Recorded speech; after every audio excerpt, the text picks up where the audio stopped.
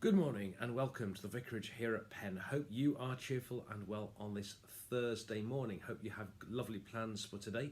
I have one of my favourite things today. We have a meeting with our musicians this evening. We have two wonderful musical directors and two wonderful organists as well. And they're brilliantly talented and they're lovely people too. And they've been fantastic during lockdown.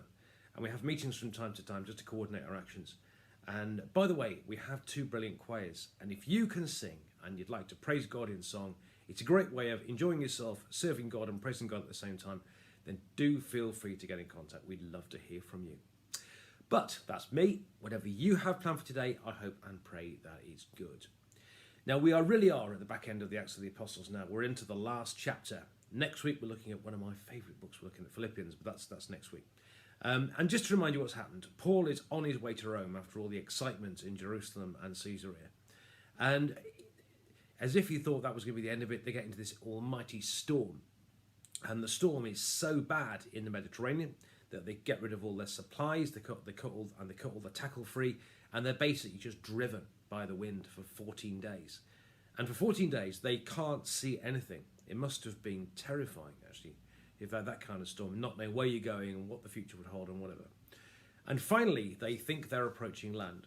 And so with that in mind, I'm reading Acts of the Apostles, chapter 27, and I'm starting to read at verse 39. In the morning, they didn't recognise the land, but they noticed a bay with a beach on which they planned to run the ship ashore if they could. So they cast off anchors and let them in the sea. At the same time, they loosened the ropes that steered the steering oars, then hoisting the foresail to the wind, they made for the beach.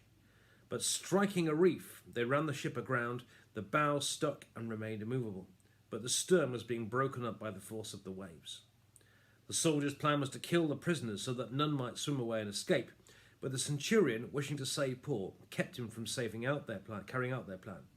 He ordered those who could swim to jump overboard first and make for the land, and the rest to follow, some on planks and the others on pieces of the ship. And so it was they were all brought to safety on land. After we reached safety, we then learned that the island was called Malta. The natives showed us unusual kindness since it had begun to rain and was cold. They kindled a fire and welcomed us all around it. Paul had gathered a bundle of brushwood and was putting it in the fire when a viper, driven by the heat, fastened itself on his hand. When the natives saw the creature hanging from his hand, they said to one another, "This man must be a murderer, though he's escaped from the sea. Justice has not allowed him to live." He, however, shook off the creature into the fire and suffered no harm. They were expecting him to swell up or drop dead, but after they'd waited a long time and saw that nothing unusual had happened to him, they changed their minds and began to say that he was a god. Now, in the neighbourhood of that place were lands belonging to the leading man of the island named Publius, who received us and entertained us hospitably for 3 days. It so happened that the father of Publius lay sick in bed with fever and dysentery. Paul visited him and cured him by praying and putting his hands on him. After this happened, the rest of the people on the island who had diseases also came and were cured. They bestowed many honours on us, and when we were about to sail, they put on board all the provisions we needed. And this is the word of the Lord. Thanks be to God. So they've been driven around, and they find themselves, and it's even getting ashore was quite an occupation, quite a perilous thing. And they find themselves on Malta. And by the way, hello, there are some people who watch this from Malta every day. Hello to you. Hello from UK. Hope you're well and cheerful. And I believe they tell me there is a place to this day on Malta called St Paul's Bay, the place where St Paul is thought to have landed. Anyway, welcome to you, and greetings to Malta and everyone else that's watching this morning. And they arrive on land, and then they get this just when they thought they'd have trouble, they set a fire up, and just when they think that there's this funny incident with a snake bite. And then Paul, of course, gets bitten by the snake, and they think he's going to die because they think it must be poisonous, but he's fine. And then, of course, they decide, having decided originally that he must have been getting justice from the gods or something, instead they decide that he is a god because he's impervious to this kind of thing, and he gets better. Now, it's read it at your leisure. But I think there's about 3 things that I want to say from it this morning. I think the first thing that Luke wants to say, because I always look for the blind and the obvious, I think Luke is telling us here that Paul is being protected by God. I mean, we've heard in the last few weeks that Paul has been through riots times 10. They're the ones that we know about. He's been through trials, several. He's been through tortures, several. He's been through imprisonments, numerous days. He has had assassination attempts. There are at least 4 that I can think of. He's now been shipwrecked. He's now been bitten by a poisonous snake. You get the impression that God's looking after him, and he's managed to escape all these things. I mean, Acts of the Apostles could have been renamed Scrapes I've Been In, and that God has rescued me by Paul. Because you certainly get the impression that God has been with Paul and that God has rescued Paul on numerous occasions. And even, as I say, you get to the island, when despite all these things you find, you get shipwrecked and then he gets bitten by a poisonous snake. And God is certainly protecting him. And I think it's also interesting while we're on that the kind of last one of these is a snake. And of course, you could say that in the book of Genesis, the devil was a snake. And that you could say that the snake's throwing everything at Paul, but God's looking after him and God is with him. So I think Luke wants us to see here that Paul is being protected by God. I think the second thing, having said that though, is that Paul gets healed from this bizarre poisonous snake bite. But I think what's interesting is having been healed by this, that's not where it ends, because Paul then goes on to heal the father of this man, Publius. And then he and his friend Luke, who wrote about it, who was also a doctor, then set to work at healing the other people on the island as well. And I think what's interesting about this, and I think it's very important that we learn this as Christians actually, is that God did not just look after his own. God did not just heal Paul. That healing was then passed on to other people. And I think there's a really, really important thing there, that the way God works. When God blessed Abraham in the Old Testament, he says, I bless you so that the families of the earth should be blessed. And that blessing of God is always something that should be passed on.